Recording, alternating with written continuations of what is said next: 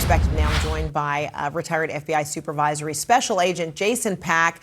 Great to see you, Jason. So FBI Director Kash Patel said on social media the plot was connected to international terrorism, his words, and that multiple subjects were arrested.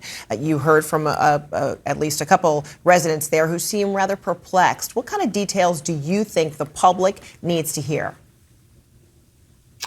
Good afternoon, Fred. I think the devil will really be in the details of this criminal complaint and the affidavit attached to that we should see sometime next week with the initial appearance of these two people that were arrested. So what you'll see oftentimes in these types of cases, and I was on the Joint Terrorism Task Force in Jackson, Mississippi. We actually had a case like this about 10 years ago where it was ISIS inspired, and the overt act that those folks did was get on an airplane and try to go overseas. So it looks like the overt act and the thing that really brought this case to a head yesterday was when they started going to that shooting range and maybe another overt act. So a lot of times these things will come in as a tip, Fred, or they'll have some type of eyes into online chat platforms from across the world, and they're able to get in there, and they actually don't try to set up people. They actually listen to the people who have these ideations, and then if they choose to go down that route, then they'll introduce some other sophisticated techniques.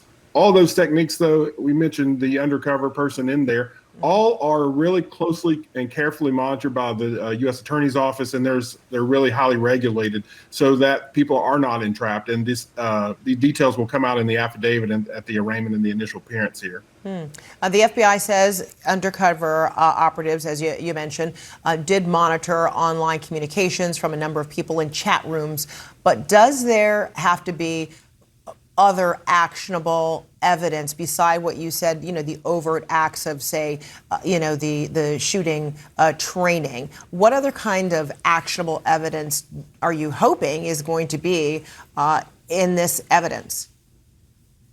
Well, they'll lay out whatever those criminal charges that they're going to lodge against the folks, and there are elements to those crimes. So they'll have to meet each of those. And apparently they have met each of the elements of this crime to establish probable cause, because a federal judge issued an arrest warrant to say that that's happened. So there's at least probable cause to believe that these people were under the influence or they were inspired by ISIS. And, you want to back up and say, is this inspired or directed? And so far, it seems like these are just ISIS inspired. What we've been talking about a little bit over the past couple of days are the difference between the lone wolves online that get inspired by watching the propaganda and then acting. Or in this case, it seems to be a little bit different. There were more than one person. There was at least a couple of people that we know about, and 3 others, as your folks reported, they're being questioned. So I think right now, Fred, we saw the search warrants with the Joint Terrorism Task Force in the Detroit field office there yesterday. I saw a computer being brought out. They'll exploit the things that they recovered at this search warrant yesterday,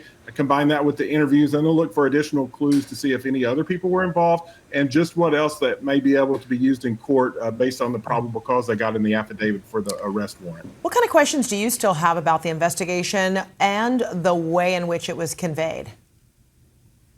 Well, again, we don't know all the details clearly, but in these types of investigations, I was an online undercover, so you want to take this as far as you can to make sure that everybody involved who might pose a threat to the United States or to any other country for that matter are being neutralized, or the threats being neutralized, and you want to make sure that that is really what you're focused on. So my questions would be, who else is involved, if anybody, and the fact that they had to take this down, did they leave anybody else out there? I think those facts will come out in the affidavit that we'll see at the initial appearance next week.